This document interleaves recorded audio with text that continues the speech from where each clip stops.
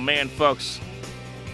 We got a lot to talk about. Let's go right into it. Jets get their first win of the year in a huge victory over the Cincinnati Bengals and a game that meant more than just one win.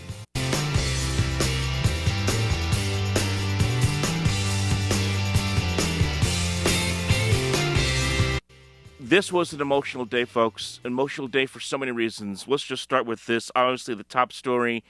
Before any game took place today, before the Jets even took the field in Cincinnati against the Bengals, we get the word that former Jet and I think future Hall of Famer, I think he would have been a Hall of Famer even regardless of what has happened, obviously, Nick Mangold passed away after a battle with kidney disease. It was just like a week or so ago we heard that he was trying to get a kidney transplant and was looking for help.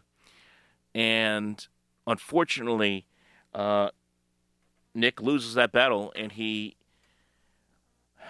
passed away at the age of 41. He had a wife, he had kids. It was truly awful to hear about this. And then you see, obviously, the pouring of support and goodwill from former teammates and coaches. Bart Scott talking about it and on SNY. And then, obviously, Rex Ryan on ESPN. And Rex just was a wreck. This on the same day where he's trying to analyze, what's going on with the comments from the owner, over the Justin Fields stuff. It's really sad to hear this because Nick Mangold was a larger-than-life figure for the Jets. He was a great player for the Jets for a very, very long time. For so many years, the center position for the Jets was always a strength. And you go from Kevin Mawai, who was an All-Pro Hall of Famer himself from 98 to about 2003. I think I got my dates around that correct. And then the Jets go out and they draft two cornerstones on the offensive line, DeBrickashaw Ferguson, and then, of course, Nick Mangold. And then you go from Mawe to Mangold at center, and you had a run of not just success, not just a team that got to the playoffs, got to AFC Championship games, but just steady leadership consistently at that position. And that's what Nick Mangold brought to the Jets day in and day out. And again, you see all these things on social media over the years of him, always near the Jets, even after retirement, always at Jet events, whether they're here or overseas in the UK. And he was a larger-than-life figure for the Jets and for the Jet fans. So to hear that he had passed away, shocking and absolutely tragic and sad. So I guess in so many ways it is fitting that the Jets go out there at 0-7 and find a way to will their way to a victory against the Cincinnati Bengals in what was one of the more improbable games that you will see, because this game was going to be, and it looked like it was going to be, the Joe Flacco show again for the Cincinnati Bengals, as the former Jet quarterback looked like he had turned back the clock. I mean, he was throwing darts all over the field for the Bengals. He had the big touchdown pass early on to T. Higgins that made it 17-3, and you're thinking to yourself, this game is going to be a blowout. And at one point it's 24-10, and we're all solely convinced it is going to be a blowout. But the Jets just never gave up in this game. They chipped away. They ran the football incredibly well, 54 yards on the ground. What we saw from the Jets today is basically what they have wanted to be really all season, and that is, ironically, a ground and pound team. And Breece Hall over 100 yards rushing, 133 yards rushing. Isaiah Davis finally getting something out of Isaiah Davis, 65 yards on the ground, including that spectacular 50-yard run that really started to get you to think, maybe they can get back into this game. And, of course, all the kudos to the quarterback as well, Justin Fields. We can criticize the way he has played over the last several weeks, and understandably so. But to come out there today, after what he went through this week when the goofball owner of the Jets, Woody Johnson, goes out there and throws his quarterback, who he's paying $30 million to for the next 2 years guaranteed, throws him under the bus, blames him basically for everything that's going wrong for the Jets. When I said it in my last video, and every Jet fan said this, there's so many other reasons why the Jets have lost games to start this season. It goes beyond just the quarterback position. Has he been great? No. But for Fields to go out there and have a excellent game today, excellent. Even if the Jets had lost this game, Justin Fields had an excellent game. I was going to come on here and say Justin Fields had an excellent game for the Jets. 244 yards passing, a touchdown pass. He didn't throw a pick, obviously. Very good in the pocket. Made some big plays with his legs, including the 2-point conversion that he ran for. He got himself into and then out of trouble and scored a 2-point conversion. He was phenomenal for the Jets in providing some steadiness for this offense as they went through it. Now, let's go into this thing a little bit here, because the end of this game was fascinating. The Jets put up 23 points in the fourth quarter against the Bengals. They went into this quarter. Let me pull up the play-by-play here. They went into this quarter. They were down 31-16. Not out of the realm of possibility, but they were down 31-16. Chances are you're thinking, still probably going to be a loss, but a 6-play, 66-yard drive really gets things going for the Jets. And the big play, of course, the touchdown by Breece Hall that gets the Jets back into it, that makes it now a 31-22 game, and then the decision to go for two. The Jets made two decisions to go for two. One I liked, one I didn't like. This one I liked. You're down at the time 15 points, right? 31-16. You get the touchdown. I think you should go for two in this spot, because you need as much points as you could possibly get to get back into the game. If you get it, now you're within a touchdown. I understand if you don't get it, you're still in a two-possession game. It's a risk, but it's one that the Jets were willing to take, and they get it. And, of course, that was the one where Fields gets himself into and out of trouble and gets the 2-point conversion. Now, this defense, of course, gives up the touchdown to Cincinnati. The Jet defense, which everyone was praising over the last couple of weeks because they played pretty good football. They played against a Denver team that was struggling at the time, and a Carolina team that we know can never generate offense. So, to me, as I said last week, I need to see the Jets play a good offensive team defensively before I'm willing to throw my praise around them. And outside of the way they ended the game, the defense didn't do a good job in this one. Obviously, Joe Flacco looked great. The Bengals ran the football at will at times in this game. They ran the football really at will on this drive against the Jets, as P. Ryan had first 2 carries. He had 32 yards on 2 carries to start this drive for the Bengals. And then you have Jamar Chase getting involved with a catch for 16 yards, and eventually the Bengals get the touchdown as they take a 38-24 lead, and you would think that would probably end the game, but no, this Jet team, they just didn't give up. They just didn't give up. And again, I give credit to the coaching staff. I give credit to the quarterback because of the way he played, the way he managed the offense. And also, you got to give a lot of credit to this running game, because Breece Hall was incredible. Tiptoeing down the sideline. Down the sideline. His foot never even touched the out of bounds line. Never. Stayed in green all the way down the sideline for 27 yards for the touchdown. Make it a 38-30 game. Now here's the 2-point conversion that I didn't like, okay? You're down 38-30. At this point, just go for one. That's the conventional wisdom. Just go for one. Make it a 7-point game. If you can get a stop and you get a touchdown, maybe you go to overtime. That's the conservative thinking, obviously. Obviously, that's what I would have done. But Aaron Glenn, he's kind of developing this reputation as a Mississippi gambler, right? Kind of like a Riverboat Ron Rivera, right? Or even a Sean Payton. He comes from the Sean Payton tree. And, of course, Payton is one who likes to gamble a lot of times on aggressive plays. Not saying that he's going to become a Sean Payton type of coach, but you see what I'm saying? It's just the aggressiveness to go for two in that spot when you really don't need to. And the Jets got lucked out. I didn't think that was a catch initially. I give credit to Glenn for the way he challenged it and got the challenge, but I didn't think that was a 2-point conversion, if you will. They gave it to them. The officials gave it to them after the review. Sometimes it's better to be lucky than good in spots like that, and the Jets are now down 6. And then finally, the defense steps up. They get the stop, and then, of course, the Jets get that, brilliant 9-play, 58-yard drive to win the game in the last 5 minutes of the game. And I like the way they managed it.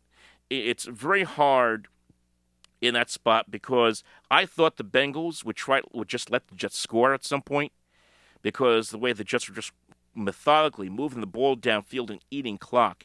And really neither team had used a timeout at this point. And as we're approaching the 2-minute warning, I'm thinking there's got to be a chance where the Bengals are just going to let the Jets score here so they can give themselves more time.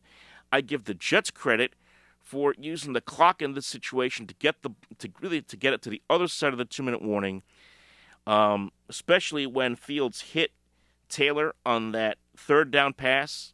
It was like 3rd and 2 at the Cincinnati 7-yard line.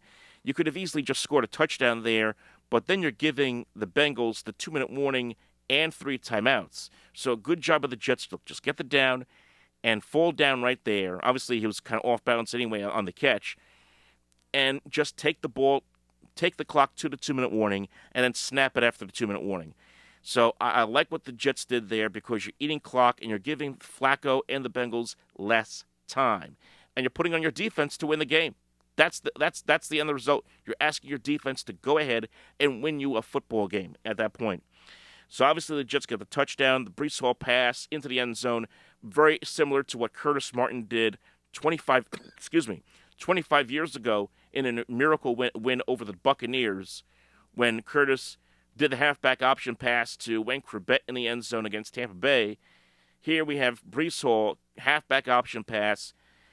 He hesitated initially into the back of the end zone for Mason Taylor, who made an incredible catch in tight coverage on the line. That was incredible. I'm like, I didn't even cheer. I was like, whoa, where did that come from? So for the Jets to do that, and then the defense finally stepping up, making some plays in the secondary, swatting the ball away, avoiding the penalties, ending the game the way they did. A great win for the Jets as they win it 39-38 over the Cincinnati Bengals. And you know what? I know there's going to be a lot of people who are going to be like, oh no, you cost yourself the first pick in the draft. Oh no. Who cares? Okay? The reason I said and so many others had said, this team looks like it could go in 17 is because it felt like this team was just kind of in a malaise in previous games, right? But this week, today, this team was on a mission. This team was on a mission to go out there and show people all around the league that, yeah, we're not very good. We have had issues this year, but we're not going to give up on ourselves, and we're not going to give up on our coach, and we're not going to give up on ourselves.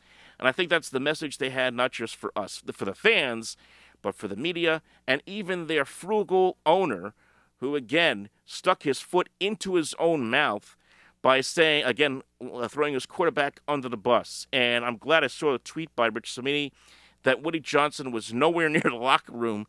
Apparently after this game, his brother was. Christopher Johnson gave Aaron Glenn the game ball for the win. Woody was nowhere on the scene, apparently, allegedly. If I'm wrong, I'm wrong. But stay out of it, Woody. That's all I got to say. Just stay out of it. But for the Jets, a great win. I don't know how, and I know we're approaching the deadline, and I know that his name will again get mentioned, and it is a business at the end of the day. If I'm the Jets, I would I don't know how you can consider trading Breece Hall. I know he's been out there on the market for a while. It's been talked about for a while about trading him. He's just such a special talent. He's such a special talent at the position. And he had it on full display today, not only with the touchdown pass, that aside, just the ability for him to break tackles, to run, to get to the second level. If the Jets do trade him, it's going to be a reward for whoever gets him. He is such a special talent. I hope the Jets reconsider and keep this guy. I know they're not going anywhere. I know that you could talk about, well, you can always use draft picks and what have you. This is a special talent. I would hate to see the Jets lose him. I hope this kind of effort rekindles those talks. I really do. And I hope that things can really start to turn around for this franchise. I'm happy for Aaron Glenn to get off the schneid, to get his first win as a coach. Is he a perfect head coach? No, but no coach is. No coach is, especially when that's just getting started. Um, I hope this quiets down the talk about will he be a one and done? Will he be this? Will he be that? Enough. I'm tired of hearing that too. And I hate having that conversation. I hate having even that discussion. But I understand at the moment when this team was 0-7, it was out there. It had to be talked about. But I think people need to take their foot off the gas pedal on that discussion for a minute, for a while. Let's see what this team can be for the rest of this year. They have win number one. Chances are they're going to win a few more games before this season is over. And let's see where they are at this point. Let's treat this now after what we went through and the misery we went through in the first 7 games with the Jets, where it was just absolutely painful to watch. It really was. And even this game wasn't pretty to watch either. Okay, let's not get too carried away here. It was a great fourth quarter.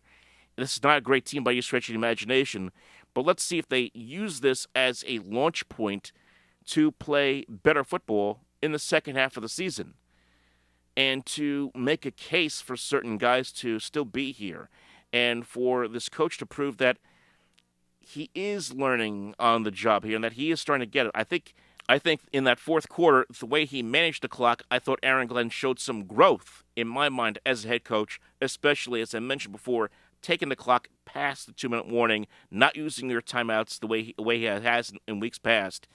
I thought he did a better job. So let's see where this team is as we move along the course of the season before we start making jump into more conclusions here. But for the Jets for this week, I'm really happy they won this game.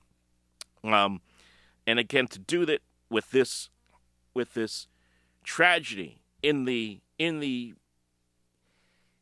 atmosphere of Nick Mangold's passing, it feels right that the Jets go out there and get a win and win it for him because he was a great player for this team when this was a good team. And this is a fan base that has been starved for a win. They showed some women in the stands wearing a Jets gear crying over the win. This fan base deserves better. This fan base doesn't deserve what it has been through for not just this year, but for several years in the past. I hope that this is a turning point for this franchise. I'm not saying it will be. Chances are they're going to lose some more games here, very likely in a much horrible fashion. But I hope this is a turning point down the road. We'll have to wait and see. As for the Giants, they lose to the Eagles today, 38-20. A bad loss for the Giants, obviously, but the story again is not so much the result; it's what happened in the game, and that is Cam Skidabo suffering a horrible injury, a horrible ankle injury, just gruesome to watch, in which he got turned around, spun around, and dislocated his ankle in such a horrific way. He had to be taken off the field. I feel bad for him because he is an electric player. He was becoming a big-time star in his rookie year for this Giant team. And it's sad because the Giants, with this young quarterback in Jackson Dart, have now lost their running back in Kim Skidabo, have lost Malik Neighbors, their top wide receiver. It really handicaps them and what this offense could have been this year in 2025 as the Giants sit there now at 2-6. Obviously, not going to be a playoff team this year, even if they had come out of this healthy and still lost the game at 2-6. So there certainly wouldn't have been a playoff team. But as far as being a team that could be interesting down the stretch, losing Cam Skidabo certainly is a big hit for this team as they get ready now for the second half of the season. So not a very tough day for the New York Giants. It looked like it was going to be a tough day for the Jets, but they ended it on a very nice note. Hopefully, they can use it as a launching point, as I said, kind of change the theme. What was the theme was, going 0-17. Maybe the theme could be trying to be kind of a redemption arc. We'll see for this team moving forward, but a good win and a good step moving forward. Like and subscribe. We'll talk to you next time.